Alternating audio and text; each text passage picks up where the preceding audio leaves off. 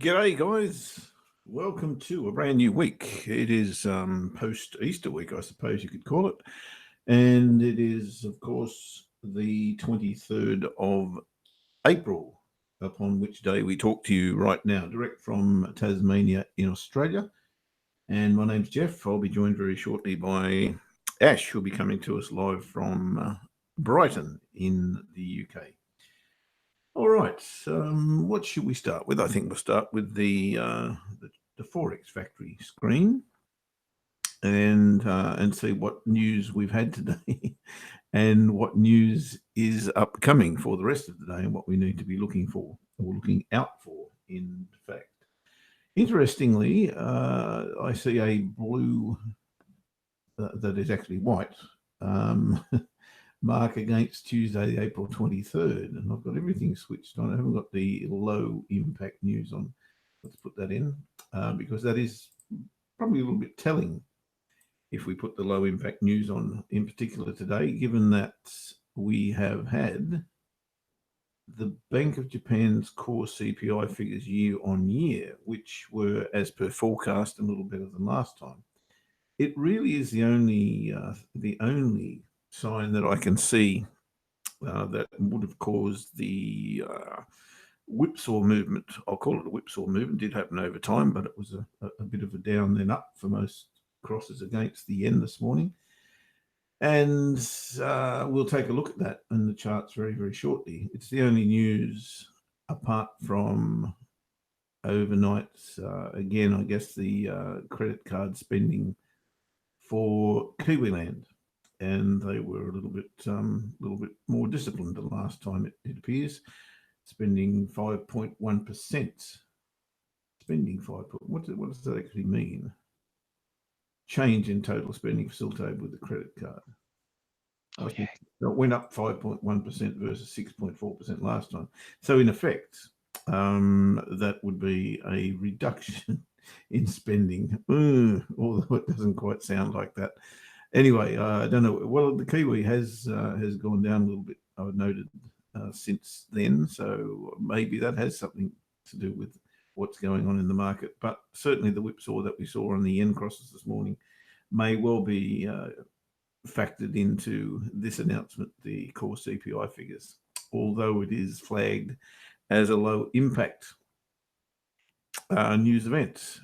What else have we got coming up, guys? Obviously, we didn't all. The US didn't go on holidays yesterday. They were out and about. The market did move a little bit, but certainly I was enjoying a day off, as were the Kiwis, the Swiss, and most of Europe, it would seem, and indeed so too was England.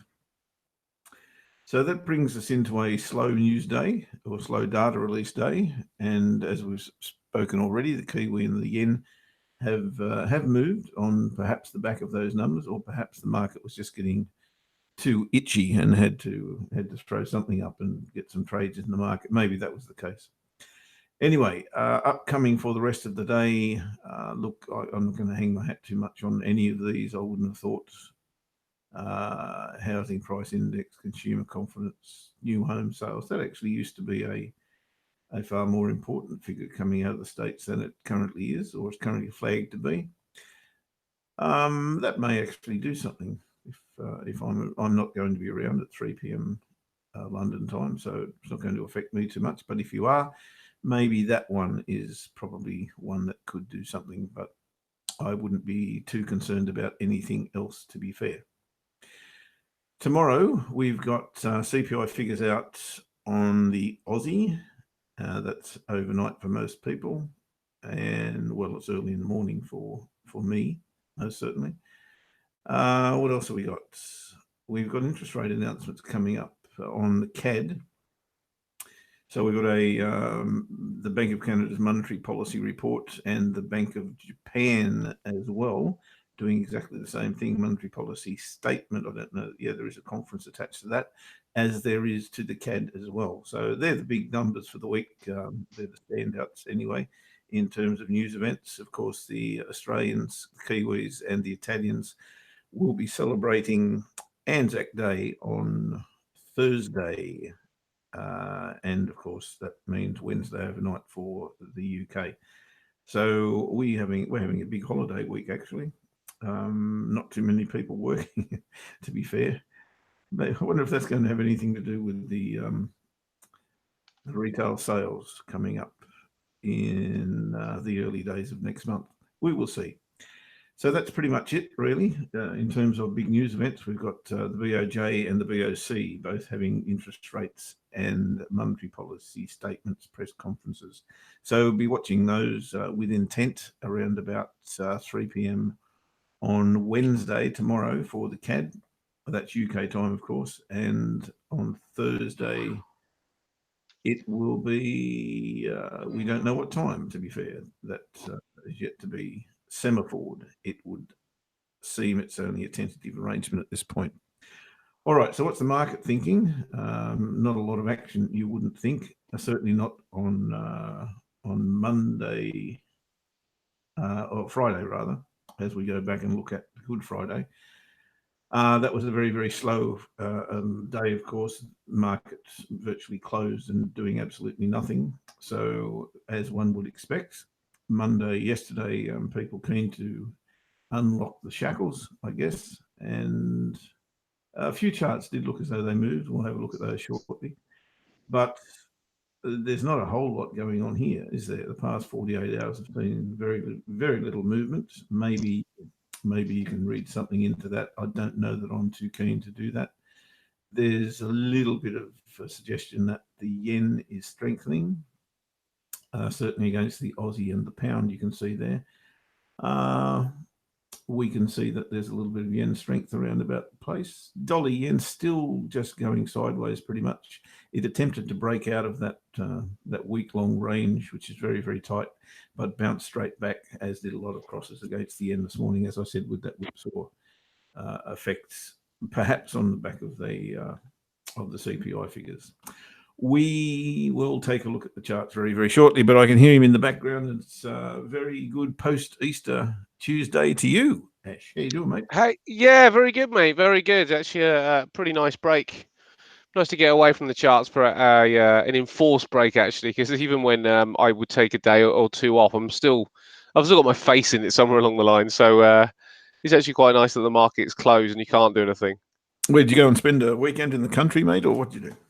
Yeah, well, there's a friend of mine's got a place in Warwick, which is it's fairly rural. It's a bit of a kind of a balanced kind of area. It's around about, I suppose it's just it would be classed as the lower Midlands, if anything, kind of southern Midlands, if you like.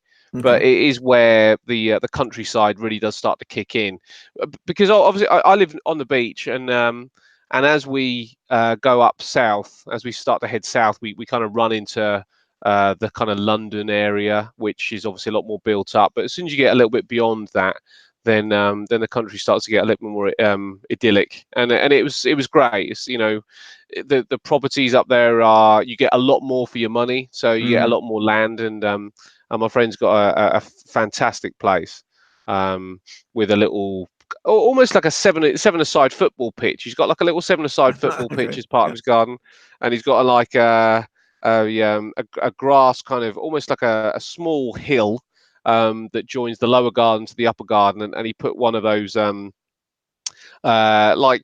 almost like a tarpaulin slide down it. So he was kind of like spraying the tarpaulin like the whole day, keeping the water. Yeah, just to make a little slide, so the kids were kind of out there with their little boogie boards and running from the top of the hill and landing on this slide and running down and sliding down it. And yeah, all the adults were downstairs, down in the bottom part of the garden, having a nice barbie and a few beers. it was great, mate. Yeah, it sounds like fun, mate. It was really good. Typical day in Aussie. Yeah, it probably is. Probably something that you guys do quite regularly. But yeah, we actually did exactly that on Thursday. We couldn't wait for the weekend to come, so we got into that soon as I left this show on Thursday. We were into that, and I've got to say, it was a very sullen Good Friday that I had. It was very quiet. Oh yes, very quiet, given the activities of Thursday evening. So I was a very, very quiet chap on Good Friday. All right. Did a bit of binge TV, which was pretty cool. Oh yeah. See, I haven't got the TV over here isn't good enough to do binge TV, to be honest. Like the options of the channels you get, they don't really offer very much. You wouldn't get things like Game of Thrones. You have to subscribe if you're going to. Oh yeah, you got to pay for it. Absolutely. Yeah, yeah. Mm. So we don't do too much of that, but you see the weather has already turned here, and we're going to now get probably a good 6 month stretch of decent weather, which means outdoor activities are going to start to increase. I think. Wow, you are hopeful. 6 months in good weather. That's not going to happen, is it? Yeah, well, We're talking, it's talking Great Britain. yeah. It will rain, but you'd be surprised. But honestly, the weather here is significantly changed in the last decade, and I don't know whether it's down to global warming or not. But we've had some great summers recently, like really, really, consistently nice and warm and not too wet either. But yeah, I think the United Kingdom's label has probably started to be probably not as accurate as it probably once was. Yeah, interesting. Mate, I Yeah, guess we should talk a little bit about markets and trading. I'll just go we should. through the two trades that we were in last Thursday. Yeah, let's do that. when I have to say, the one currency that I'm really, really interested in coming up is the Aussie. So if you've got anything with that, then that would be great. The Aussie dollar short would be, I think, is a fantastic little trade going on right now. Yeah, well, I could have been in that, but I chose Aussie yen instead last Yeah. Thursday. And you'll be pleased to know that I did a little bit of a test on this one. This is a classic setup, of course, for me as a false break, right? And the only real difference here with the way that I normally trade is I normally don't trade the first wave of a reversal unless it's absolutely standout. But what I did do is I saw the false break, and of course that's a classic one for me: break back through and retest. And ordinarily I'd put my entry under here and my stop loss, well, in this case above here, because it just makes sense to put your stop up here rather than here. So what I did instead was, look, I'm not too happy about the risk to reward here. The risk being, that big. Let me use my caliper, or crosshairs rather. The risk being, 52 pips, and really I'm trading into support here around about the 10 pip mark. So what I thought I might do, and this is something that we discussed, many moons ago. Why don't, if I see the market going south here, why don't I trade on the close of the bar that it's going to take, which I did. So I actually traded up here rather than down here. Brilliant. So we were able to bank at this level rather than still be at risk. So we've done that, and now we're away. So that's great. Will this become part of the new style? Oh, look, I think I'll keep trialing it. I said to the guys this morning in the morning TTR show that I think I'll scale back in now because we've had a break and a retest of the support trend line as well. So it looks like we're headed back into the range. And of course, entry there, stop here would have been the normal modus operandi. Yeah. So I could have entered here again and put my stop up here. But by the time I actually went down, as soon as the show had finished, I went down and had put the kettle on to have a cup of tea. By the time I came back, it had gone. Yeah. So that was the BOJ news, I think. And so I missed that. I missed the scale in. But of course, we're still in the trade, so all is well. What time frame are you on there, mate? That's the 4-hour chart. 4-hour chart.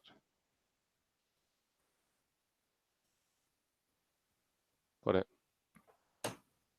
So the Aussie was exactly the same last Thursday, exactly the same chart where we had this trend line through here and break retest. It was exactly the same trade. Yeah. The difference was that I couldn't really get my stop in a safe place until up here somewhere. So 30 pips plus Had I entered there 30 pips, and yeah, I only had 23 available. So it was a toss up, but I chose Aussie yen, and of course the weekly pivot was here as well, just on 1 to 1 or a little Yeah, bit worse than 1 to 1. So I chose Aussie yen instead of the Aussie. I like That it. may not have been the best of decisions the way this is going. The Aussie looks like it is tanking. You know, I have to say, I quite like the Aussie dollar, specifically for a long term hold to the downside, and the reason for that is that I like the dollar on the whole. So you know, if it comes down to where we start moving into summer, the dollar seems to be a fairly strong looking currency. I mean, I've just looked at it against the euro as well, and the euro is in all sorts of problems now.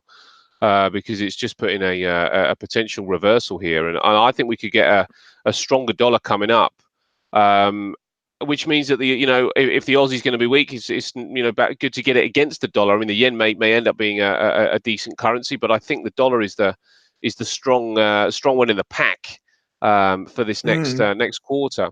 So yeah, I really like this Aussie dollar, but a little bit of retracement maybe to the DP, and then there's another possible trade entry there, isn't there? There is, mate. Yep, absolutely. Might have even had a crack this morning at that level. Mm, Same mm. thing as up here. Interesting. You should say that about the euro. I'm yet to be convinced. Either way, I'm not. I'm not seeing a convincing opportunity long, and I'm not really seeing an opportunity short right now either. The dailies I think, are really concerning on the euro. Yeah, It looks double like top sitting here. Back it was a channel. smash It's the this channel here. Yeah, it's now it's been broken broken as well. Yeah, broken out. Yeah, and so now that's retested almost. And that's the one thing missing from the puzzle. It hasn't been retested yet. If I put that in, no. and this area looks interesting. So that's about Yeah, there somewhere. So that's concerning, isn't it? Because that looks like a bear flag. I mean, I know it's a little bit it long for does. a bear flag, but Mm. if it would be actually, hold on, maybe. Yeah, it's a bit long in the tooth for a bear flag, unfortunately, but it's still a channel. It's still like an upward channel that's been broken to the downside, No which question. Hasn't been retested is my only concern about that. I would have thought, and I kind of see this level here as maybe that retest point, yeah, which would still give it, in fact, it would give it a nicer setup than what I see right now. I do see the weekly pivot and the potential for this to bounce short, no question. But I yeah, also see the double bottom. I also see the higher low, and I don't know that I'm ready to make a move on this yet. In fact, as I said, I think I'd prefer to trade this to here and then see what happens, rather than trade it from here if I'm thinking short. yeah. I can appreciate that. Appreciate that. I mean, I'm not sure, as you say, that the news is quite light. We are kind of in the midst of earnings season right now, and it's the banks up next. Barclays have already had some layoffs, and that doesn't bode well for what they may well be reporting. Now, if the banks come out weaker as a group, then I think the concern for maybe a softening of market activity to the upside could start to come into play. I mean, we'll deal with what you've got for a little while, but we'll talk about the FTSE later on. But we might start to see just a little bit of moving in the opposite direction, which actually could give the Aussie another leg down. If we're starting to see a little bit of risk off coming into play. Yeah, interesting. You should say Aussie weak, and I'm saying euro not necessarily, and maybe strongish today. That was my trade to look for today, was euro Aussie long, Okay. and exactly the same thing happened when I came back to the charts. And I don't stay in front of the charts. As soon as the show finishes in the morning, which is like the first candle time, Yeah. I go and have a cup of tea, and then I come back and say, "Are there any trades to place?" And that's still in here, and Yeah. there was no pullback at that stage. So I Mm. was looking for a candle to come back to the daily pivot, yesterday's daily pivot, not today's. Sorry, today's daily pivot. We're up here, aren't we? I'm on yesterday. So I was looking for that to happen, but more so on a 4-hour chart, because I don't trade the small time frames in the morning. I think it's suicidal. But look what happened. Bang. So this was yesterday. It really started to happen. But do we know what's driving this Aussie? So something happened yesterday? Not to my knowledge, mate. We were on the holidays yesterday, so no news yesterday. Hmm. And don't know. So, yeah, there was the signal ready to go, and it did, and it has, and it is, which is a shame. So unless you were, Yeah, up and trading at this time of day on smaller time frames, there's no way you could have got into that, or that I could have got into that, I which is guess. a shame. I guess that there'll be another opportunity though here with this Always one, right? there. I mean, yeah, there tends to be. So we're just going to let it have, just let this one go. I mean, I think a lot of people, if they could have got in early enough, would probably be able to hold on to this and on retracement probably add. Yeah, look, there's an obvious retrace point, and that's the trend line, obviously. So if that were to happen, then yeah, I'd start to get keen that one. But it happened very, very quickly. Yeah, There was no yeah, time to blink. yeah. It absolutely did. And just trying to think about what's been going on. I mean, the oil story seemed to be on the news wires yesterday, and I would have thought that'd be more of a CAD issue than Aussie, but that was something that happened yesterday. I can't think what the driver would be. Is the thing for me here. Yeah, don't know, mate. Got no idea, but it did look like a nice trade today. Mm, And again, double bottom, higher low, another higher low, and it's just bang. yeah, It's got oil in its tank, so to speak. yeah, yeah. But yeah, as you say, oil's broken through the highs, as I recall.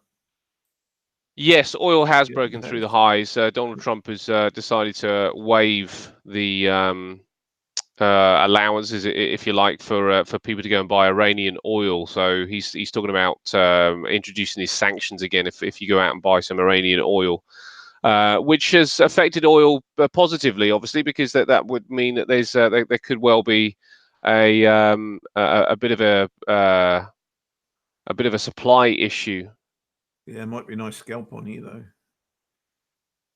little bit of downside, maybe back to here, pull back to here would be nice. Yeah. It's a long way though. It's a big ask. This is the problem, isn't it? And I'm finding this with the FTSE as well. Is that Not even trying to there. trade these to the in the opposite direction for any kind of short term move is very, very difficult. That might be the go. That's the weekly chart I'm looking at. So daily, that's the level.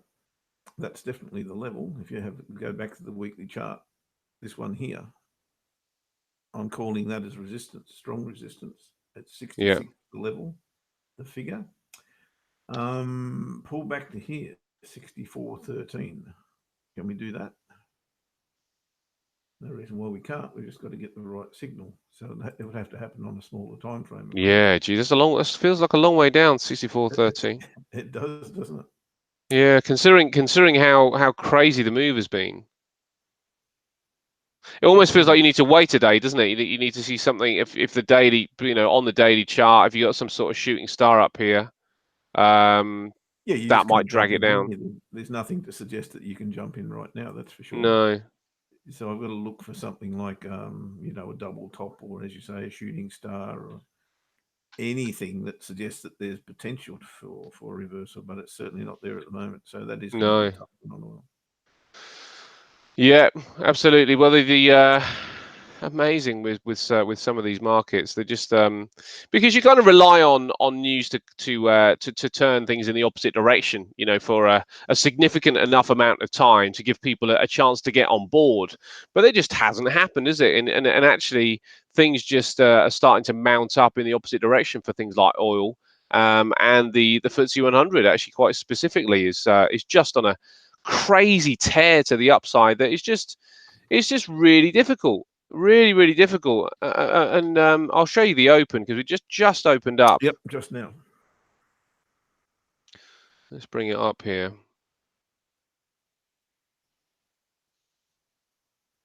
This is what we got currently going on here. A market that's opened up flying around, probably take another leg to the upside here. Impossible to choose the downside. Obviously, the downside would be the most in a way the most palatable at these overbought levels. But you just got to think what's going to drive this down, and the only thing that could start to maybe bring it down in the next maybe 48 to 72 hours is possibly the banks reporting negatively.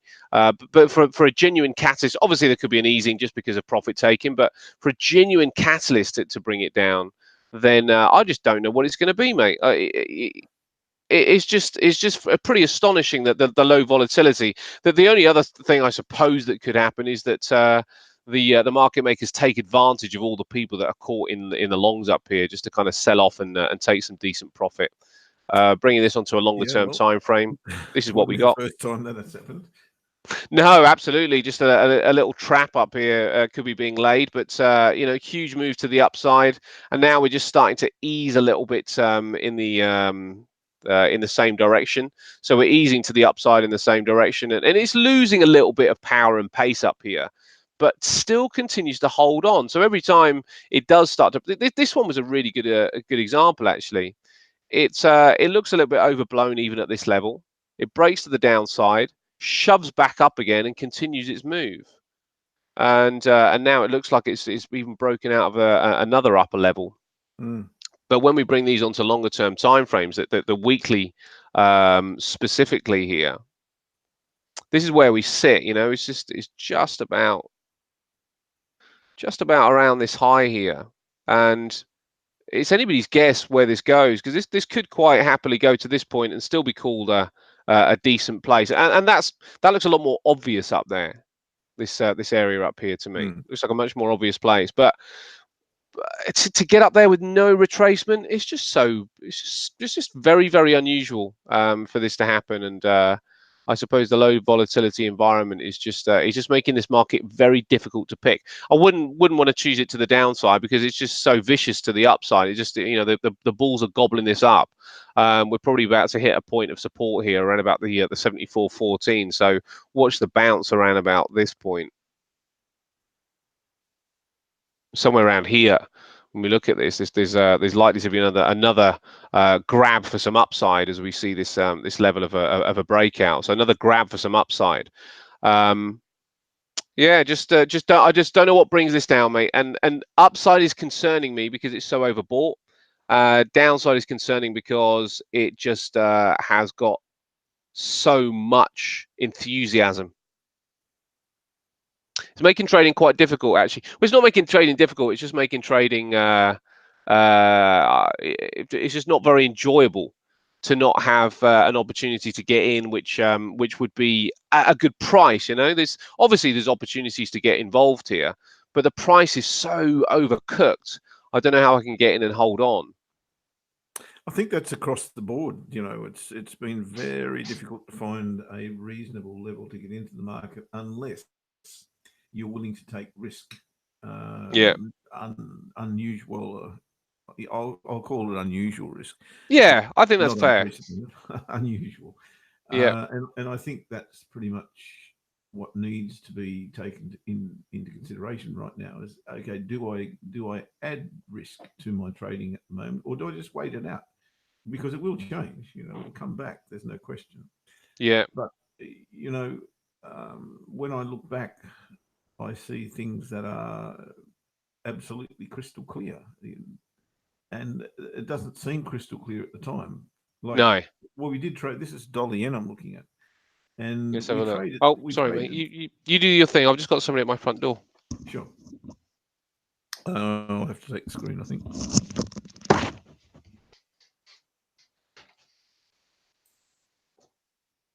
Reset and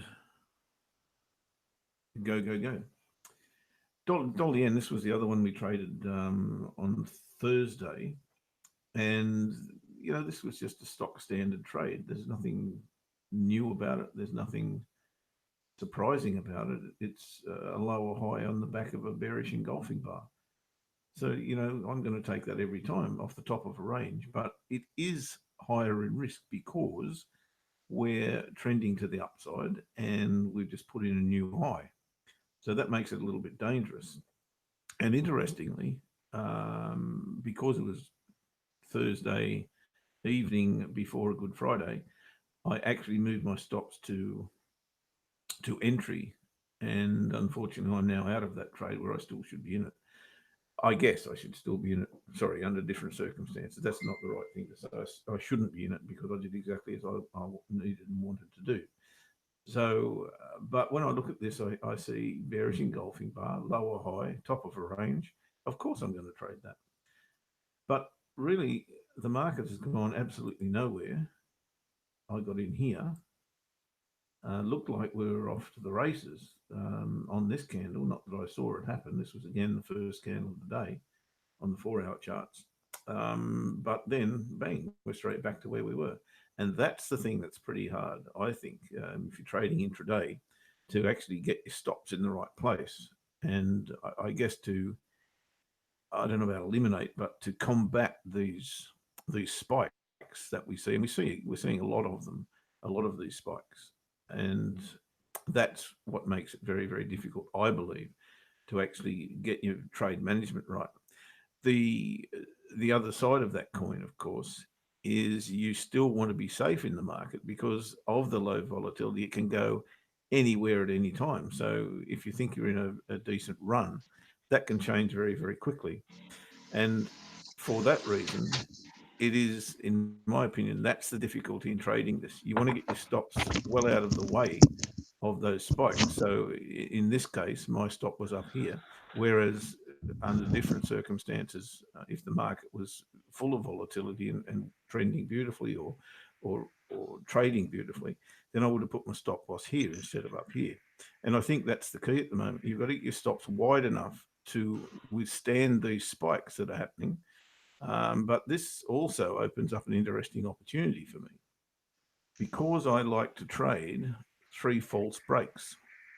Now, if I call this the range, we've had 1, we've had 2, we actually now had really 4, I suppose. Well, you've got to give that one a bit of a miss because it was a gap in the market. So I'm going to call that 3 false breaks to the downside, which really gives me a bullish outlook, which is kind of crazy. And that's the weird stuff that I think is going on in the currency market, not necessarily what Ash is talking about in the stock market or the equities market, because the currencies are all over the shop. So you're looking at, but you're bullish dollar yen here. Well, I was short on Thursday. This was the other trade Oh, right. on Thursday. Yep. Right. Yep. Trading this lower high on the back of the bearish engulfing bar. But as I was just saying to the guys, I got out of that pretty much before the end of the day because I moved my stops to entry, it being Good Friday the next day. And I wasn't going to be in front of the charts for 4 or 5 days or whatever the case was. And I'm out of that trade now. But the interesting part, as I was saying, is not the same as you in terms of why it's difficult to trade the market, because there's different reasons. The currency market, I believe, is hard to trade at the moment. And you mentioned low volatility, and that's certainly the case. But what happens in low volatility, of course, is you get all these spikes all over the place. And in currency, you're likely to change direction very, very quickly. And we're seeing that. We're seeing it all over the place. It's up, down, up, down, up, down, up, down, up, down, which is cool if you're trading inside ranges, as I do. But as soon as you break out of these ranges, woof, straight back, straight back to the range. And that's what's making it really, really tough to get any long-term momentum, I suppose, if you like, out of your trading.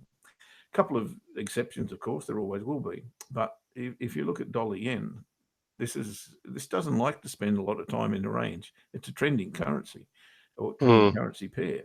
But gee whiz, it's stuck in here and it can't get away. This looked like, for all intents and purposes, it was off to the races this morning, but straight back in the range. Crazy stuff. Exactly. And I think what you're saying about the low volatility is the key, isn't it? And that's the other thing which makes it very difficult to just get in. The the only way really to enjoy this is to have already been in and allow the Yeah, volatility just to, just do its thing. And but I think that's all we can try and do. Just try and that's get in these true. trends early. But in the currency market, not necessarily your market, but in the currency market, it's tough to do that because to combat these spikes, you've got to have your stops fairly loose rather than, like I'm out now because I had a tight trailing stop. Had I not done that, I'm probably still in the trade. And that's the difficulty. Well, it's the Mm, added difficulty is how loose do you keep your stops? And for that mm, reason, I never feel safe in a market like this. I don't know where my stops are going to be the most effective. And I think the way I'm dealing with that at the moment is just to keep them tight and bank what's there. And that's pretty much what I'm doing. So that's kind of working because they're not getting away from these ranges. So there's really nothing on offer yeah. in terms of follow through. So just it's kind of a sniper's market. That exactly that actually. Yeah, I mean, even for them, it's probably quite hairy to a degree. But well, in fact, sniping is hairy anyway, isn't it? It doesn't really matter what It you is by definition. yeah, how you handle it. And there's not really much. I was going to just mention the kind of Brexit scenario as well. Doesn't look like that there's a whole bunch out there. The Easter break actually did happen, and there's they're slowly coming back into play. I'm wondering whether the Easter break might make people a little bit flabby and change their opinion on it a little bit. I've spoken to two different groups of Brexiteers over the last 2 weeks, and they've completely changed their mind. Really? Not because, yeah, and it's not because they didn't believe in Brexit from the gun. They just think that the way it's been handled and the concern that they've got is that the handling of the scenario will continue in the same vein. Because of that, they just don't really want to be a part of it anymore. They want to start discussing other things. They're getting a bit bored that the government Yeah, not a surprise. is so consumed by this thing that they're not really out there doing the job that they were employed to do. So yeah, Brexit. I think, but Brexiteers have probably got some Brexit fatigue, and the Remainers probably haven't because they haven't got what they want yet. So yeah, I know a few people now, two different groups, as I say, of people that have said if we did have another referendum, they would vote in the opposite direction. Okay, so it's certainly having its effect. How's the business sector hanging in there now? I know before we were talking about people going offshore for their business dealings and productions, or et cetera, et cetera. Has that settled down, or is that still happening? Yeah, well, I mean, it's a difficult thing to know because obviously there's going to be a lot of scaremongering and fear stories out there about what's happening with business. But I think quite an interesting metric is in Ireland, the Republic of Ireland. There seems to be quite a few houses that the housing market is starting to boom, and it's not in London. The housing market in London has really diminished recently. But in Ireland, it started to boom, and they are saying that there's a lot of bankers and finance people that were working in London that are actually starting to buoy up the Irish market, and obviously that is a result of Brexit. So that there are people and companies that are planning their moves now, and in some respects, I think this pushing it back to October was the worst thing that could happen because there's still a huge lack of decision, and there's still people out there that are expecting, it all to turn around. And I have to say, whatever happens from here on in, it's going to have a damage on the UK. So when they said just a vote for Brexit would damage the UK economy, the people like Mark Carney and David Cameron, when they said it, the sad thing was that they said it would be immediate.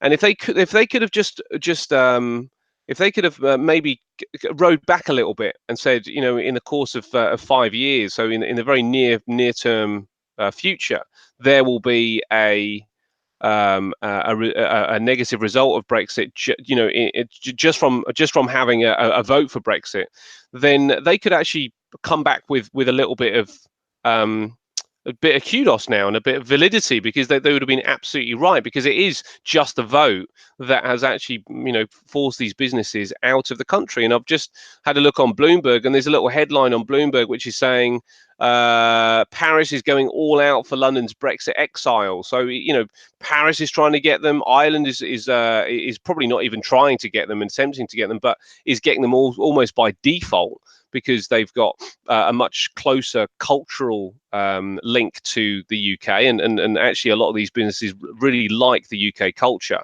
so they will start moving over to places like Ireland. And even if we got a vote to remain now, the businesses that are already here, yes, they'd stay, but the ones that have relocated, would they come back? I'd be very doubtful of that. Maybe in the next decades they may do, but I think the UK is going to have to offer some pretty good subsidies or something which is going to attract them back again, because obviously they found other parts of the planet and other parts of Europe which are going to give them what they need. So I think the UK is going to have to work pretty hard to get that business back again, if that's going to happen. Well, if it's already moved, or they've already shifted resources, they're not going to do that. It's not going to happen. No, it's simply not going to happen. If I'm a business owner and I've moved, let's say even a quarter of my plant somewhere else, there's no way I'm going to bring it back. No way, not going to happen. Yeah, interestingly, actually, one of the people that I was with this weekend, they were Brexiteers, and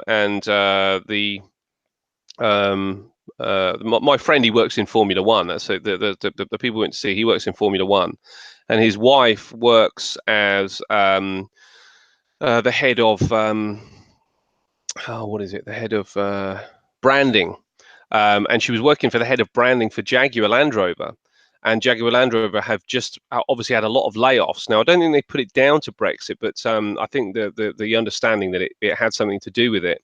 And she's had to take voluntary redundancy, so it's actually affected her directly. So that might have some reason for for her change of, and his change of feeling about the whole thing. But I was saying to them, there's no good will come of it. Well, whatever you think that you're going to get out of Brexit, no good will come of it. And that's not necessarily because Brexit's a bad idea, but it's been so badly handled that that from here on in, the only way is down. There's no resurrecting this now, I don't think. Which is interesting and leads me into, I suppose, to talk about pound, which we haven't done yet. Yeah. Wow. It's a tough one. It really is a tough one, because what you're saying doesn't do any joy for the pound holding up. No. But it's still hard to get over the fact that it's at a pretty bargain price, and that's the conundrum we're faced with. I think how low can it go? That's the question, I think. And I don't know the answer. Yeah, I agree with you, mate. You're just looking at that chart there. It looked like there was a little inverted head and shoulders, didn't it? And it looked like that. It looks like that pattern is just about still in existence. Yeah, look, if you draw the lines in, I suppose it's even hard to find them. But I guess we're through there and we're through there. Yeah. Yeah, that looks like a good area. It's suggesting it's still in the middle of no man's land. You can see this line here, definitely, but you can also see this one. So it's dead set in the middle of both. I'm not convinced this is going anywhere anytime soon. No. You see, because of my bullish stance on the dollar, I wouldn't be surprised to see the pound drift down over the next few weeks anyway, just on dollar strength. European elections are coming up soon. Theresa May is still under a huge amount of pressure They can't take her out with the Conservatives themselves can't actually take her out because they've already had their vote, and it means that she, by the rules of the Conservative Party, is safe for at least a year after the vote, and that was October or November. So they've got to really sit on their hands with that one, unless they can find a different way to get rid of her. And there are talks and wranglings going on with that. So Theresa May, you know, her support her support days are numbered, but she's incredibly belligerent, and she might just stay because of this enormous sense of duty that she has. But she's the one that we really need to get fatigued with this all. If she gets fatigued with it all, then she'll go. What happens after that, who knows? And it really could become Wild West. And that's the point you've got to say. If there's a lack of stability on Brexit decisions, and then also a lack of leadership in the country, that is going to be bad for the pound. Couple that with the fact that Jeremy Corbyn might get in, I can't see that being good for the pound either. So there could be quite a few things that are going to drive this pound to the downside. You also bring in the fact that that the dollar is probably going to hit a fairly strong point right now when you consider it across the board, up against the euro, up against the Aussie, up against the pound, up against gold, up against the yen. It certainly appears right now that that the dollar could continue to strengthen, and that's going to be awful for the pound. But why, Ash? Why dollar strength? I mean, I know I can see you're bullish the dollar. I can't see a great case for it. Why? Well, what's you thinking? Well, I suppose because some of it is because the dollar has had a sell-off to against some of these currencies. You know, the euro did strengthen a little bit, the pound did strengthen a little bit, and the Aussie did strengthen a little bit. And when you consider that the interest rates haven't actually changed on any of those currencies, what is their rally based on? And I suppose, you know, when you look at the dollar is still offering the greatest yield. I see that the 10-year is still climbing to the upside. So there's maybe some people out there that are wondering, you know, whether the dovish stance that the Fed has taken will hold. You've got to also kind of couple in the fact that the stock market is rallying on decent numbers from the United States. I mean, the unemployment rates are still decent. We're going to get GDP on Friday. You got to question, you know, whether the Fed can still hold this dovish stance with the numbers coming out the way that they're coming out. You know, it's only going to be a case of CPI tipping above that 2% mark, maybe 2.5% or something, and they're going to have to react. So that's the reason. I don't see those conditions in any other currency. I don't see any those conditions in any other economy. Okay, I'm just wondering if the numbers will continue. That's kind of on my mind. That I think they've been having a dream run, frankly, and I don't know. Maybe I'm just a pessimist with the dollar, the greenback, because I think it's a no. I mean, I don't think you are, mate. I think you know you've got this the opinion that you've got for good reason, and you know we've got to take everything that's out there as a you know from what's happening on a day-to-day basis. But let me just quickly show you something that I did over the weekend as well. Well, I haven't finished this. In fact, I've hardly started, but let me just quickly show you. Here we go. Well, you can get these metrics without having to do all this this work on it, but I prefer to see this stuff for myself. You got my screen there? Yep. Okay, so this is the statistical evidence of what's going to happen in May. Now, as I say, I haven't done all of them yet, but when I did the Aussie, the percentage hasn't been done, but 5 out of the last 20 years has been bullish for the Aussie. So 15 out of for May. So 15 out of 20 years is bearish for the Aussie. I come along to the euro, 7 bullish. So 13 out of the last 20 years for May has been bearish for euro. 7 also for the pound. 8 for the yen. 8 bullish for the yen. So dollar yen. Actually, no, the yen. Actually, looking at that, the yen's pretty good, isn't it? Yeah, looks like the yen is the one. Maybe you are in the right one. And then I looked at gold, is around about 50%.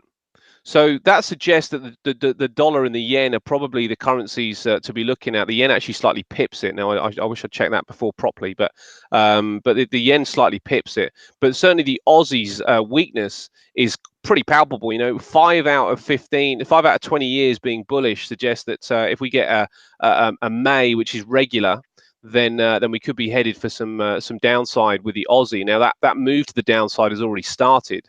So any retracement would suggest that we should be looking to sell the Aussie, and with the yen the way it looks here, it would also suggest that that anything on the Aussie yen could well be the currency pair to be trading in May. Well, I am at the moment. Yeah. Maybe maybe it's a shame I didn't pick up that extra bit this morning. Oh well, we'll see. Interesting. But remember, this is May. Yeah. So we're only in April, so that means that there's time for us to be trading this, and there's time for us to be trying to enjoy this. I mean, dollar yen is starting to put in a really good. When we look at this dollar yen on a 4-hour chart, this is starting to look like a really attractive proposition if we can get this little reversal bar to hold here and it doesn't go anywhere. This is a breakdown of a pattern.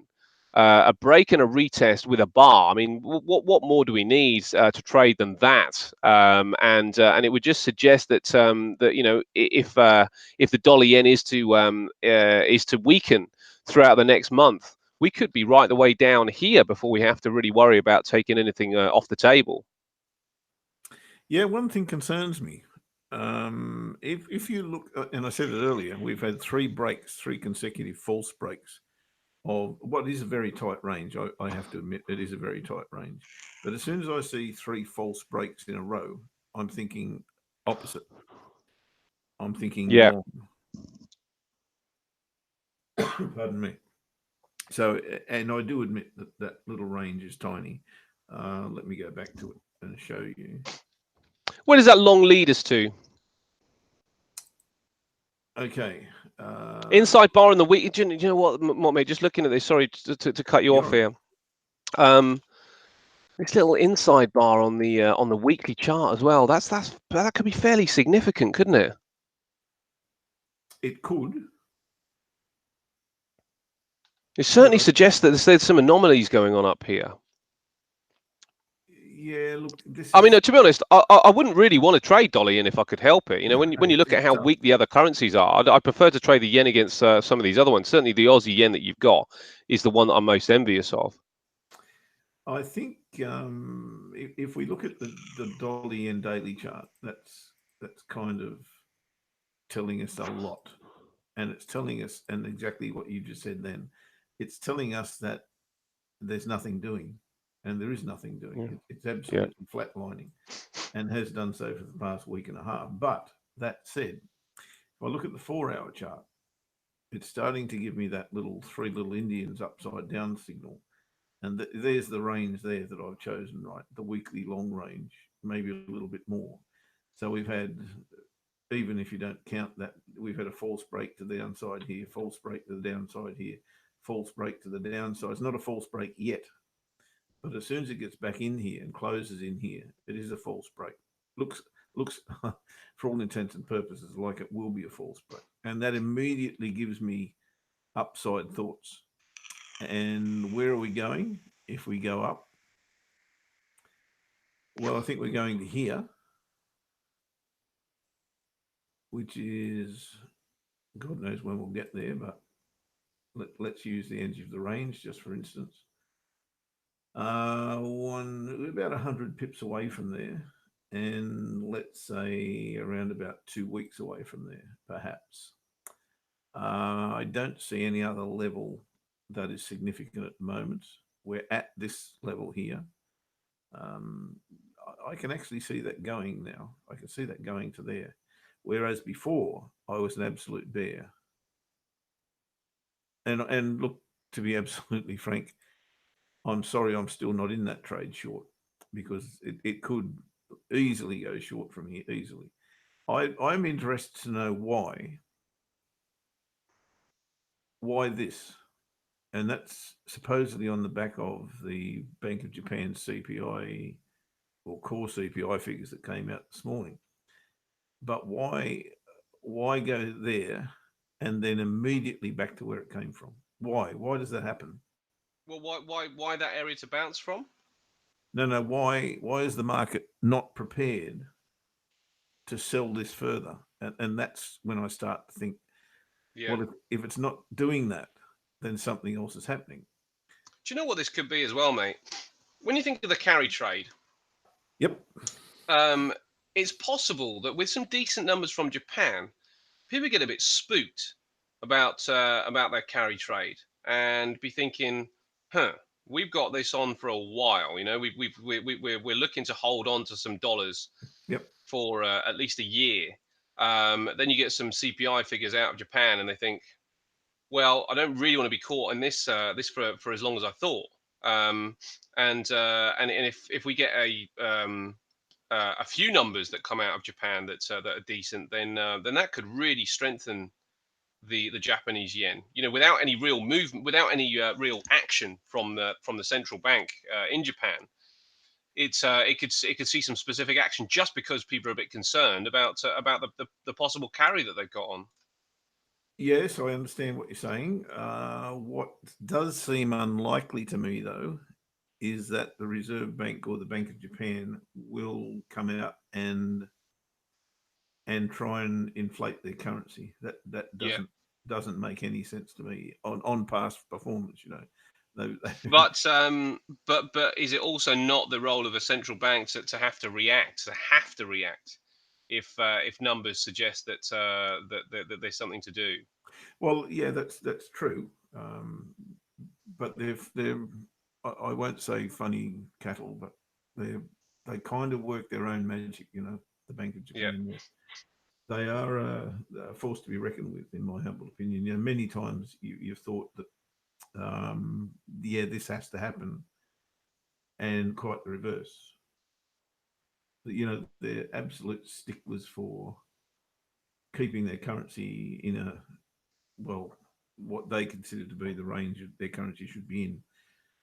I don't know, mate. It's a tough one, but the technicals are telling me that, and in particular, these three false breaks to the downside are telling me there's going to be a new high at some stage, and yeah, maybe not too distant future.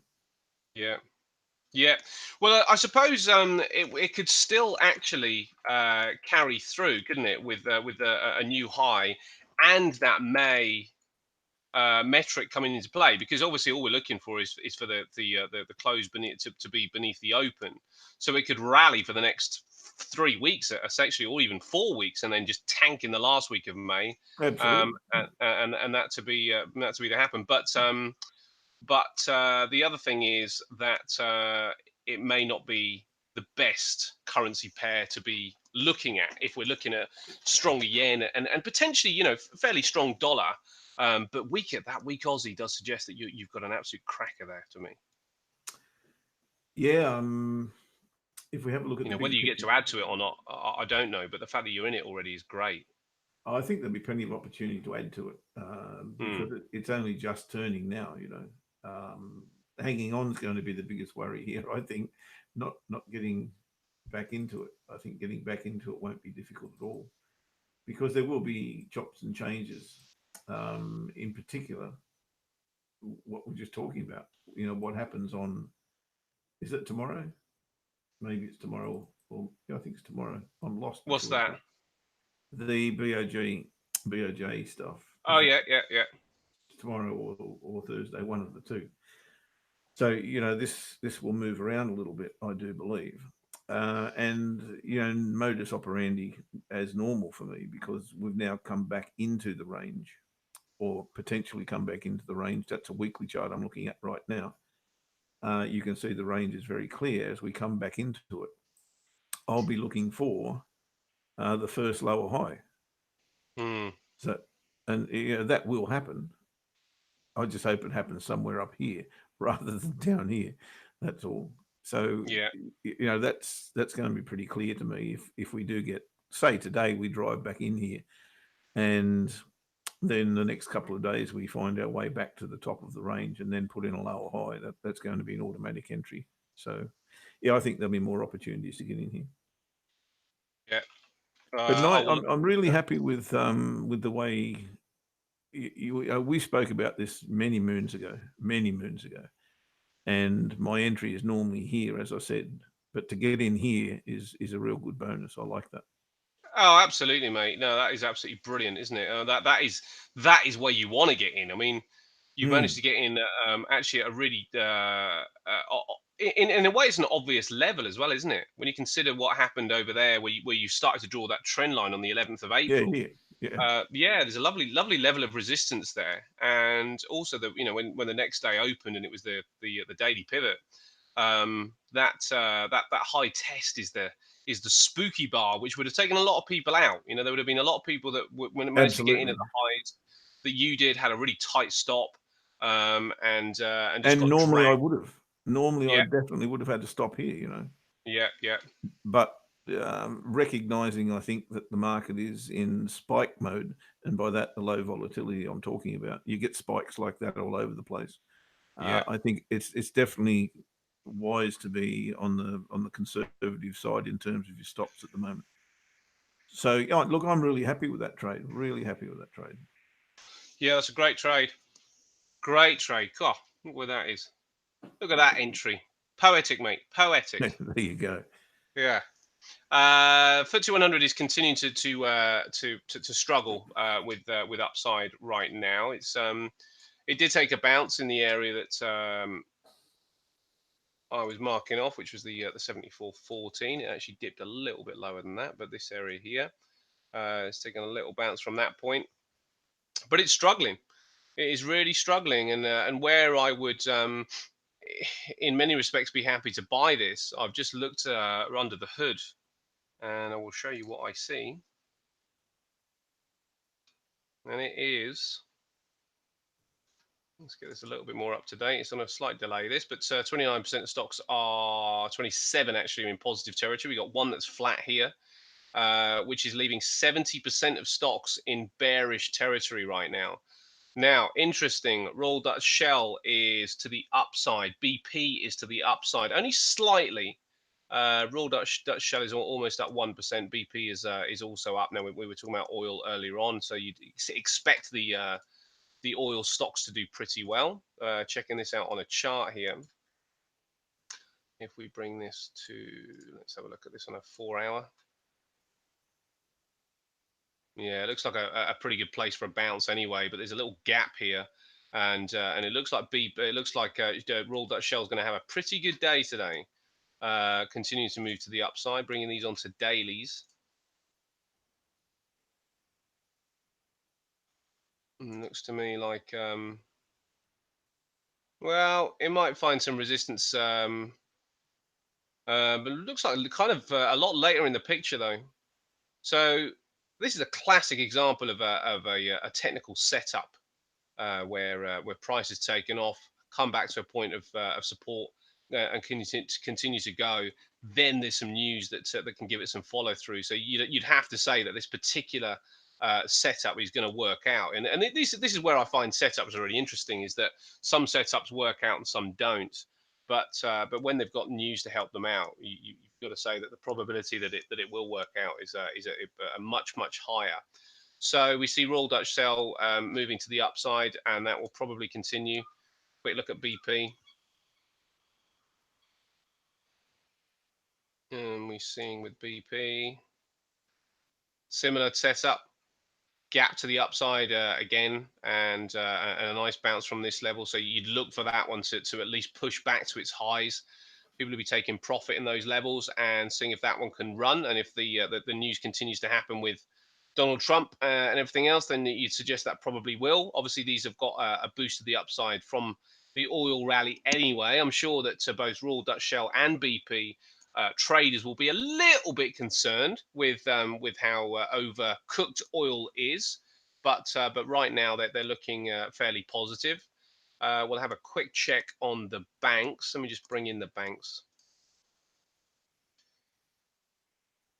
Quick check on the banks and see what we got. with the banks because we got earnings, as I say, this week. HSBC is, let me just change this as well. Let's just go for 5. Actually, no, let's go for 5 months so we can see this a bit easier. Just a point of resistance here on HSBC, and HSBC looks like it's going to be looking to come to the downside. Very overbought here on the RSI.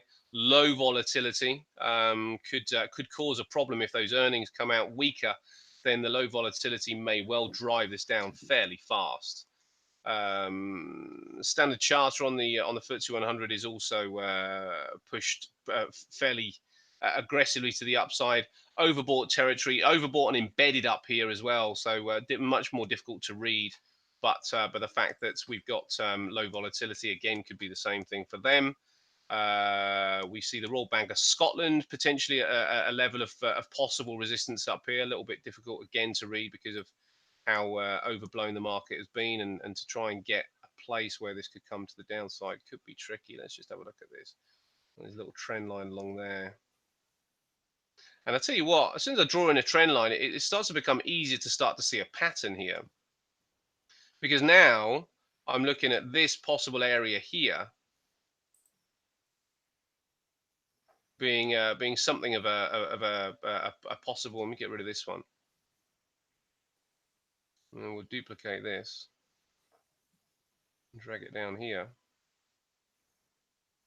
That starts to look like a head and shoulders to me. Yep. Bring that in like that. Maybe not so easy to see, but actually it's not quite as nice to see there. But that looks like a left shoulder, head, right shoulder. So another bank which is potentially showing some signs that there could be a little bit of downside to come. Barclays. Now Barclays have had a rotten old time of it, because Barclays now, look at Barclays. This one is quite interesting. Let me take off the draw here.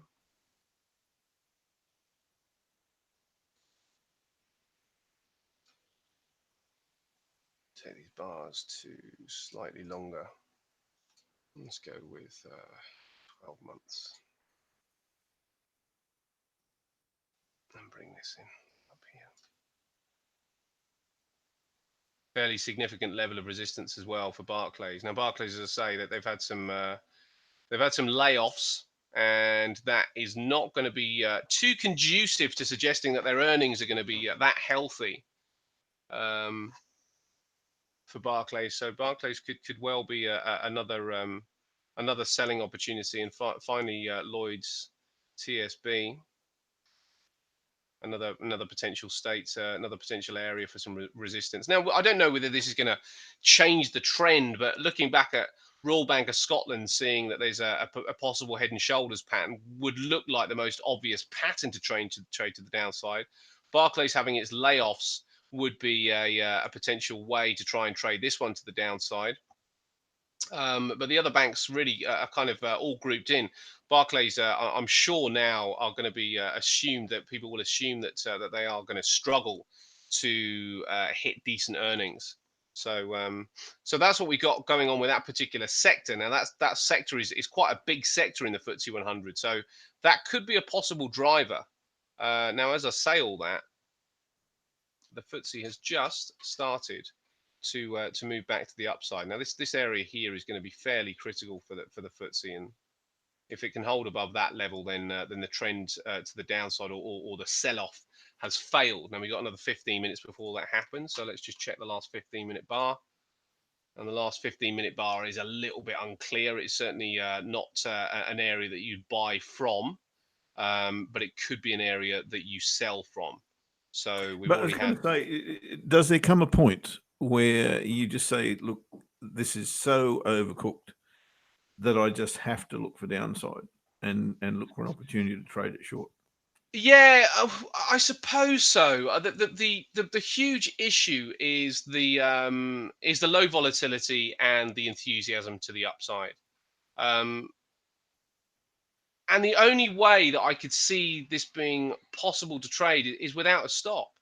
You know, I don't know because it's going to continue higher. But you're right, at some point there's just going to be a little arc which turns it in the other direction. But trying to pick that point is it's just become so difficult. But bringing this back again to the 4-hour chart, it looked like it could be here. Many have tried and many have failed. That's a fact. This is the thing, because again, this to me, I look at this straight away, and in actual fact, I remember thinking this at the time that we probably had something of a possible reversal pattern here, and this one started to break down, but it shoved itself right back up again, and just swept all the bears aside and continued to grind its way forward. So even a breakdown is, and here's another one actually.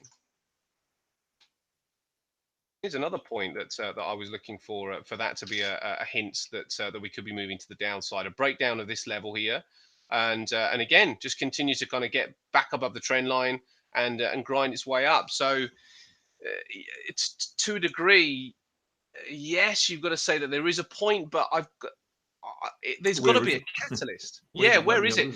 Because we've had the Chinese and US trade war almost concluded now. Aside from it being signed off, that's almost been concluded. What else did we have? Oh yeah, we've had recession whispers from some of these fundamentalists and some of these experts. That seems to have been swept aside. So recession worry seems to have gone. Earnings season has started pretty well. The banks in the US actually reported some really good earnings, and some of the other huge companies in the US also provided some decent earnings. So the question is, what is going to drive this down? Because the earnings aren't doing it. The numbers coming out of the United States aren't doing it. The trade war won't do it. However, in saying that, the market is not on a tear anymore to the upside. It's grinding its way forward, which is suggesting that we may well now have all that good news priced in. And if the good news is priced in, then you've got to look for a catalyst in one direction or the other to drive this one back up again. And I'm not sure what else it could do. I don't know what else somebody could come out with. I don't know what else we're waiting for to take this further to the upside.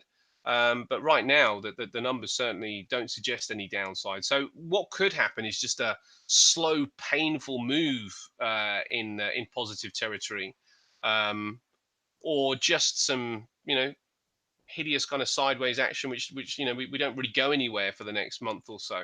S&P 500 I also find really interesting, because the S&P 500 is almost maybe 1% away from all-time highs. It's and to get it through those highs, as I say, I think it's got to be something fairly significant. But this is a very, very unusual looking rally. Very unusual when we sort of consider this and coming right back. We're now in 2012. In fact, we can only go back to 2009. So I suppose, wow. Yeah, the last time it happened was maybe here. That still took 60 days to get to its absolute peak there, and this one has taken 17.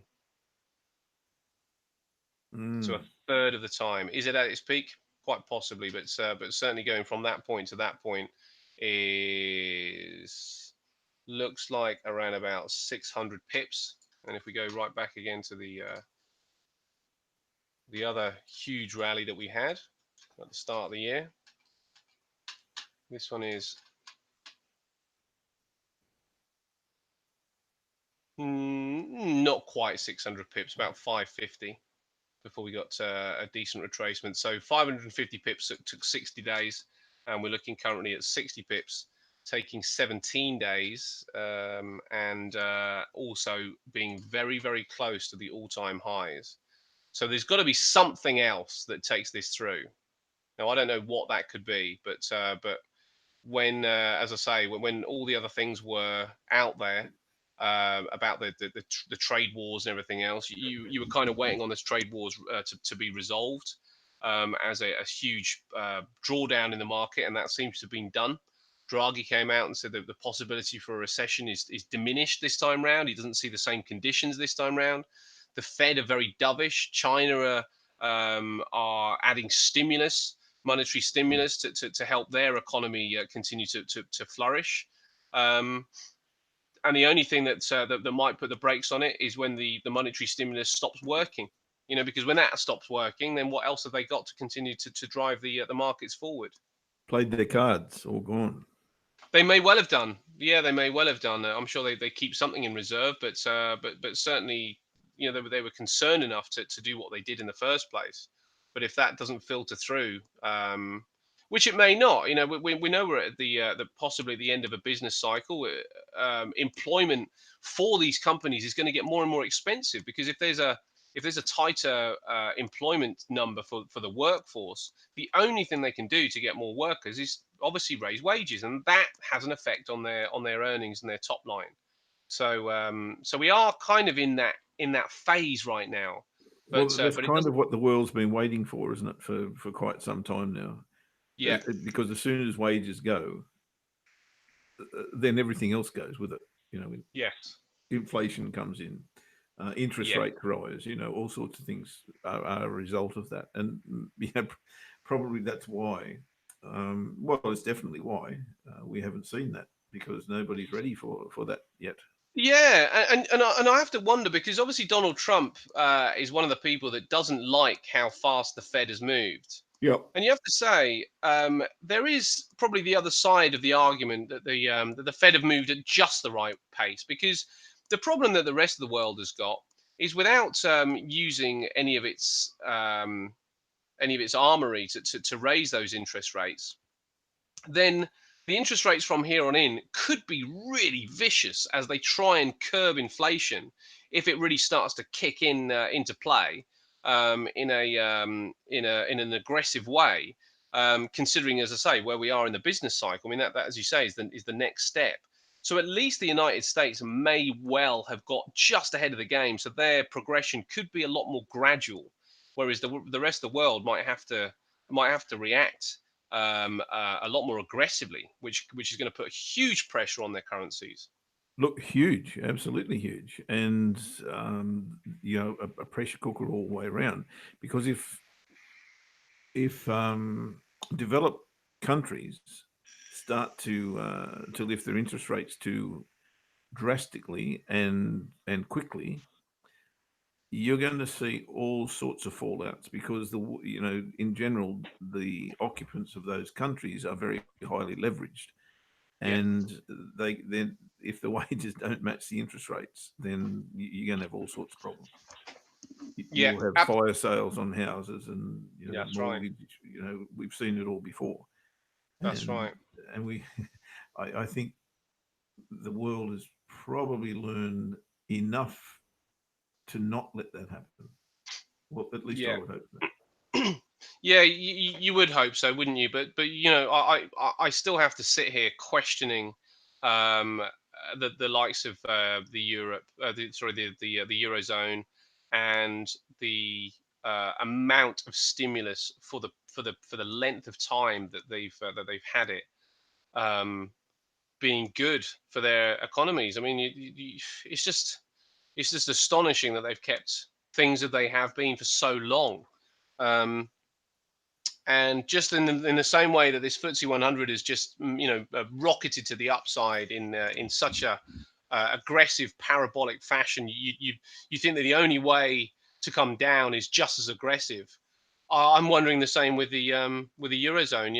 They've kind of kept interest rates soft. They've kept stimulus hard, and you start to think, well, when they change, do they change on a penny? Because they're going to have to somehow keep up. They won't have a chance to keep up. The market could move, without their knowledge. I don't know what it is that changes things, but it could be some odd disaster that happens, and all of a sudden everybody's running to the hills, but because of the lack of action that they've taken up to this point. Yeah, the one thing we do know is nothing stays the same for that long, and No. although we probably can't see what it is right now, something will crop up. There's no Yes, it question will. about that. Yes, it will. Something will happen. Absolutely. Absolutely, and I suppose that we're probably not that far different to a lot of the other institutions out there that must be looking at this market and thinking this is getting a little bit nervy up here. How have we got anybody else to buy from?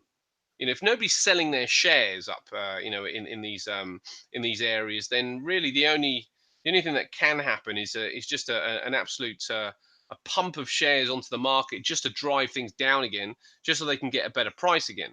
Um, but yeah, they must be getting a little bit cautious up here because I'm certainly feeling nervous about the rally, and it makes it very difficult because I remember people on either CNBC or Bloomberg calling for the market to reverse during this move here. It's going to reverse, it goes up. It's going to Yep. reverse, it goes up. It's going to reverse. When are you going to get on board? Oh, it's going to come down a specific amount, and then we can get on board. It didn't happen for such a long time, so you actually miss out on a huge chunk of profits just because you're waiting for the market to come back. I mean, there's another kind of 500 pips there, sort of like to the upside, and while people are kind of waiting for the market to come back and give them an opportunity. And then what can happen is it can come back so viciously that you can't call the bottom and you still don't get in. It's one of those wonderful trading conundrums, isn't it? It is. It That's is. But I why have we to all love say, it so much. I think wow, it's that the challenge is a fascinating one, isn't it? While we're all out there trying to battle our emotions to make sure that we trade correctly, there are other factors that are at play where you recognise that the technical indicators just stop working to a degree. Yeah, look, Um, if you look at that intermediate trend line that you've got there, that was on this, smashed, that was absolutely smashed. You've got to start thinking there's downside coming there. you talking about this one here, No, the support trend line.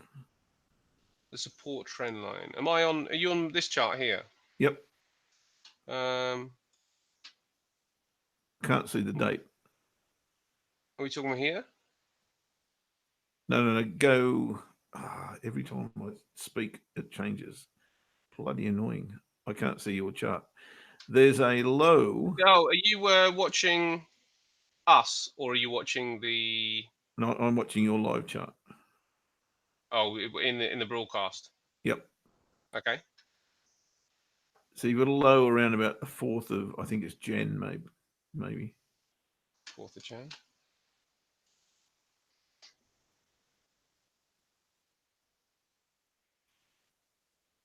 Yeah, down here. No, it's almost halfway across your chart. That one there? No, go left about 50 candles or something. Okay. There, that low. Here. This low here. Yep, draw a trend line up through there. Oh, I see. Yeah, I gotcha. So when that trend line goes, you've got to be thinking downside. Yeah. Yeah. And it didn't go. It got hammered, Yeah. And you're waiting for a pullback to get in, yet you don't get in. Yeah. Crazy. Absolutely, very difficult. And I have to say, when I was looking at this is the S&P, but if we come back to the FTSE, it just managed to hold on to its gains. When I was looking at the FTSE, I was looking at a monthly primary trend line coming through here, and I was going to go long as soon as it touched this level down here, but it didn't even get there. Yeah, that's frustrating, isn't it? Yeah, very frustrating. Another couple of hundred pips there, and it just starts to move. But now we're kind of in this area here. You have to say that really anywhere you could choose a high at any point along here. This is the most obvious area here to me that I see. That's the most obvious area to start looking for the reversal, and that's still around about 90 pips away. And until that 90 pips comes up, I mean, back to your question about is there any point that you just sell this off? That would probably the point that I'd take a punt on that. Mm. The FTSE is just closed on the hourly. Very difficult bar to trade. You know, that just towards the end of the hour there was a bit of a rally, but it stopped right along the trend line, which on the support line, which leaves this leaves the upper trend intact, but not with a great deal of confidence. Would this be tradable? I don't think by anybody, but you wouldn't be trading this to the downside at this point. The bar doesn't suggest that we should trade it to the upside either. So, you know, the first hour's passed and it hasn't really given us any clear set of information, except for the fact that the market is looking at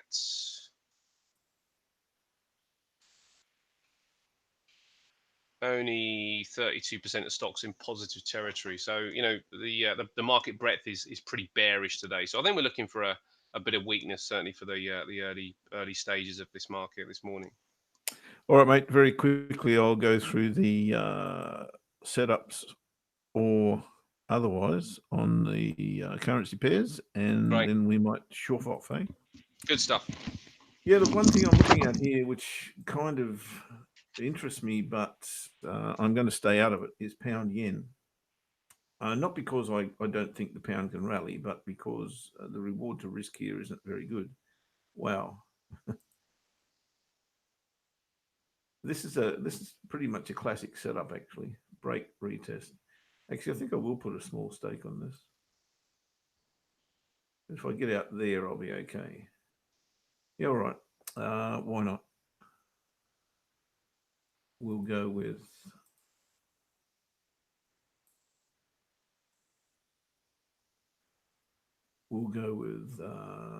entry at 145.39. It'll be a buy stop.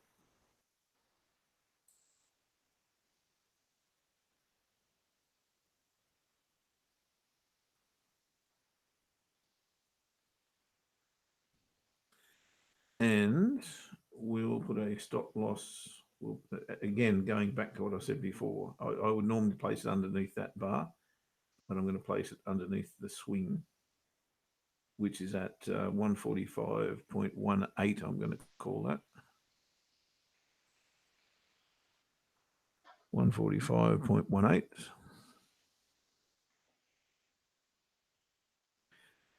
Just a small stake. I'm not going to put anything massive on here because it is a poor reward to risk. But if it goes through there, that level, then there's a good reward to risk. So the first one's not great, but the second one's pretty cool.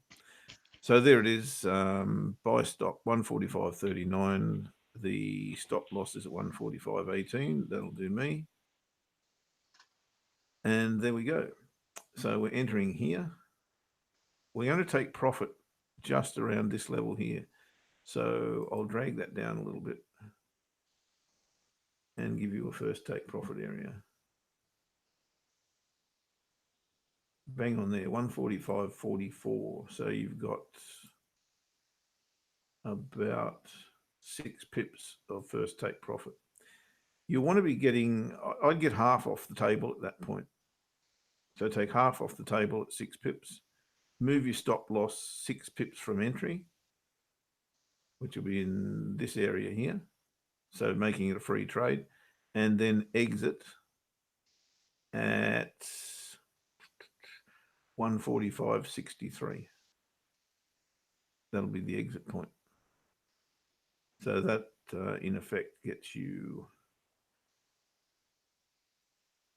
a little bit better than 1-to-1 on the trade, but obviously you'll knock that around with your first take profit.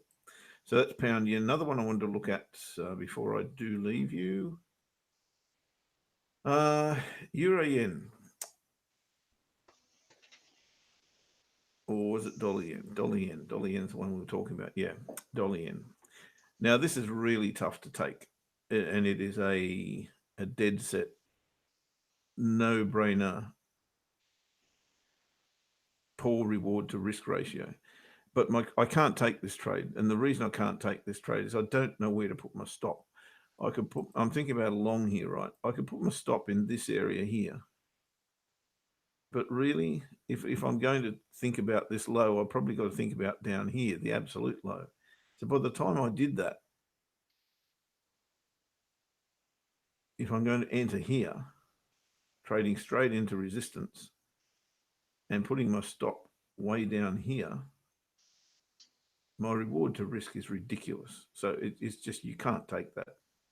What I would be looking for, though, is a break of this trend line and then a retest of the confluence area, weekly pivot and resistance trend line. And if you do see that without price coming back below here, I would enter on the close of that candle that retested the weekly pivot. That would be the trade for dollar yen. And I do see this as potential breakout territory to the upside. So that's kind of where I'm at. We'll stick with pound yen for now. The yen crosses are pretty interesting, I think. Euro still sinking, Aussie still sinking. Yeah, no, I've got nothing. Euro yen's interesting as well because it has broken back above the trend line and retested it. The issue, of course, is now it's still sinking.